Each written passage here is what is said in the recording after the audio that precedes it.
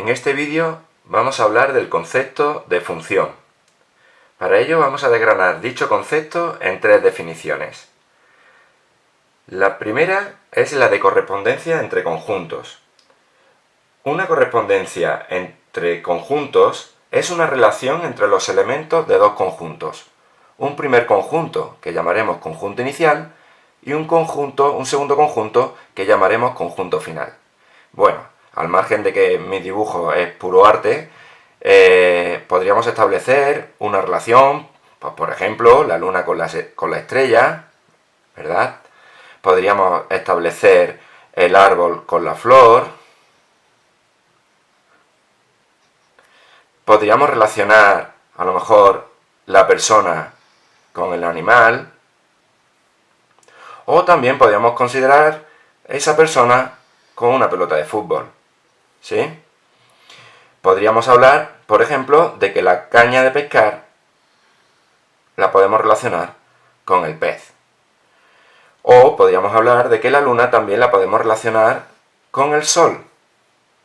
Bien, pues esto es lo que hemos establecido, es una relación entre los elementos de este conjunto inicial con estos elementos del conjunto final. Pues a esto le llamamos correspondencia entre conjuntos. La siguiente definición es la de aplicación. Una aplicación es una correspondencia entre conjuntos, de tal manera que a cada elemento del conjunto inicial le corresponde un único elemento del conjunto final. Muy importante es la condición de que a cada elemento del conjunto inicial le corresponde un único elemento del conjunto final. Por lo tanto, en el ejemplo de correspondencia que habíamos establecido anteriormente, podemos ver que esta correspondencia realmente no es una aplicación, puesto que tenemos elementos del conjunto inicial que no están relacionados con elementos del conjunto final, o también elementos del conjunto inicial que están relacionados con dos elementos del conjunto final. Por lo tanto, si consideramos nuestro mismo ejemplo, si yo establezco una relación, por ejemplo, entre la luna y la estrella, la persona con el animal, el árbol con la flor, la caña de pescar con el pez, la casa, por ejemplo, con el coche, y la bici, como es un deporte, lo vamos a relacionar con el balón, esto de aquí sí sería una aplicación, puesto que a cada uno y a todo elemento del conjunto inicial le corresponde un único elemento del conjunto final. Como veréis, de cada elemento, esa condición se podría traducir que de cada elemento sale una única flecha, pero de todos ellos sale una. Alguien se puede preguntar, sí, pero en el conjunto final hay un elemento que no está relacionado con ninguno. Bien, no pasa nada. Eso seguiría siendo una aplicación, porque la condición de aplicación estaría sobre los elementos del conjunto inicial. Incluso si nosotros estableciésemos una relación tipo luna con estrella, árbol con flor, persona con animal, bici con balón, incluso la casa con el balón también, y la caña de pescar con el pez, alguien podría decir, ¿esto sería aplicación o no?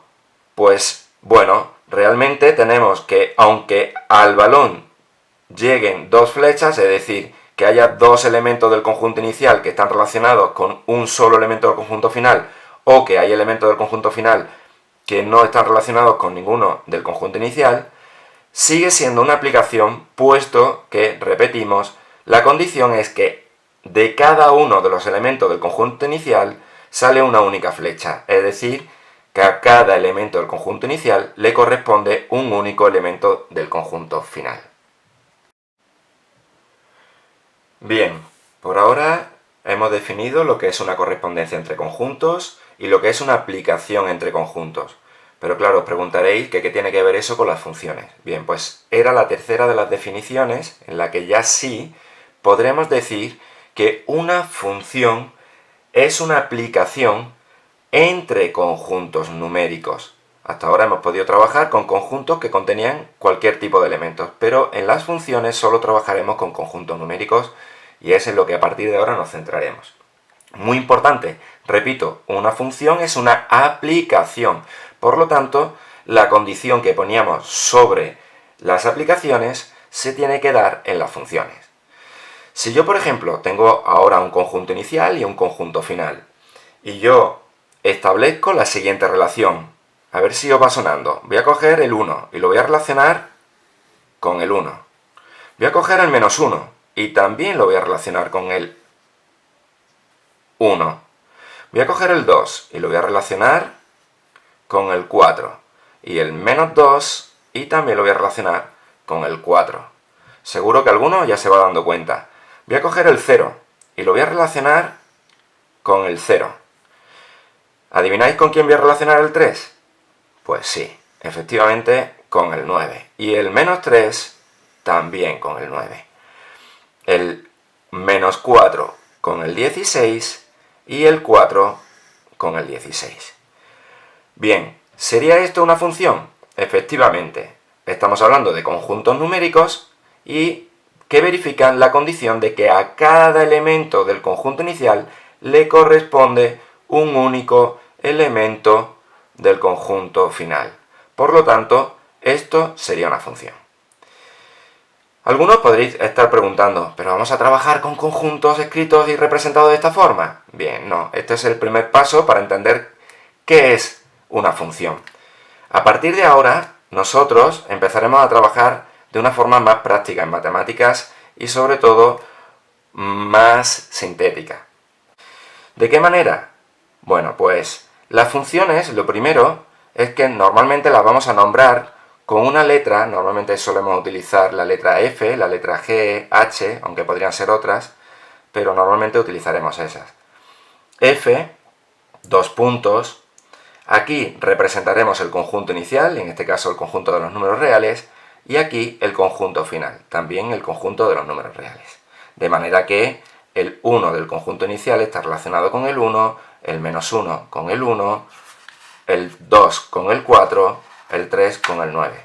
Pero claro, si en el conjunto inicial hay infinitos números, hacer corresponder a cada uno de ellos con otro elemento, con otro número del conjunto final, sería interminable. ¿Qué se suele hacer en estos casos en matemáticas? Pues bien, como bien sabéis, recurrimos a las variables. Todo el mundo sabe que si cogemos un valor cualquiera, podemos representarlo con una x, a esta x le llamaremos variable independiente, que estará relacionado con un valor y, que llamaremos variable dependiente. Precisamente se llama variable dependiente porque depende del valor de x. En este caso concreto, en nuestro ejemplo, el valor con el que está relacionado esta x será con su cuadrado, como todo muy bien habéis adivinado.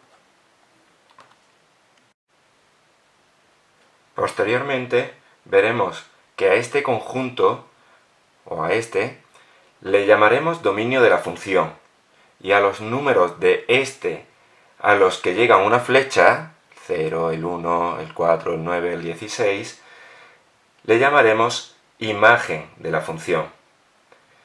Así hablaremos, por ejemplo, que la imagen del 2 es el 4, o por ejemplo, que el 0 es preimagen de este 0.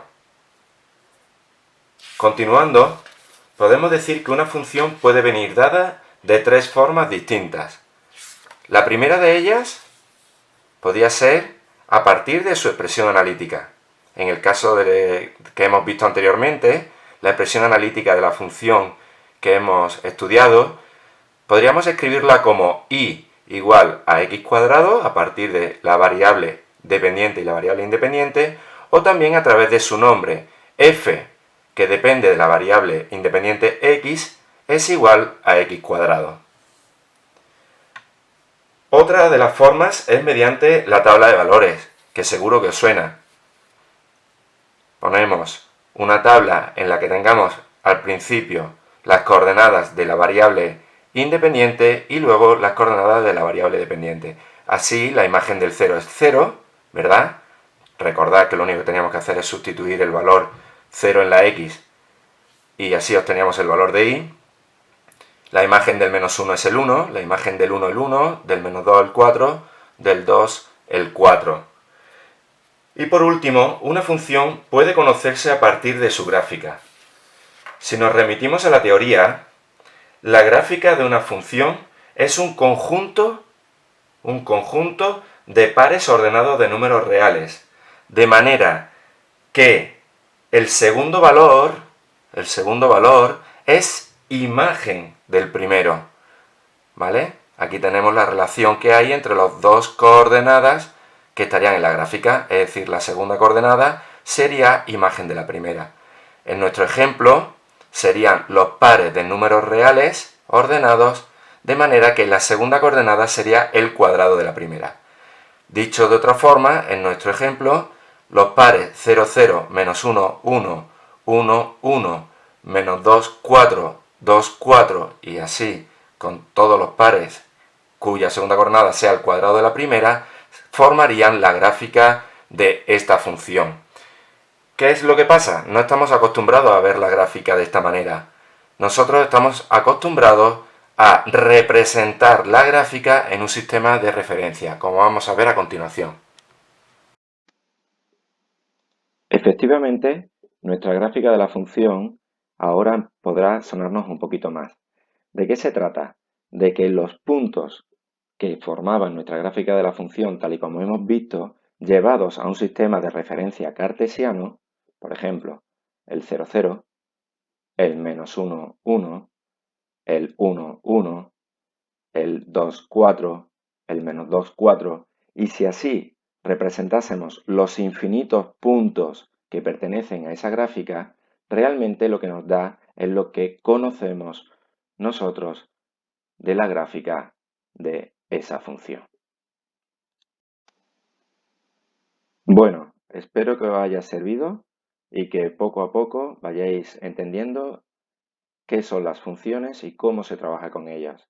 Ya sabéis que ante cualquier duda no dudéis en plantearla en el aula virtual. Mucho ánimo a todos.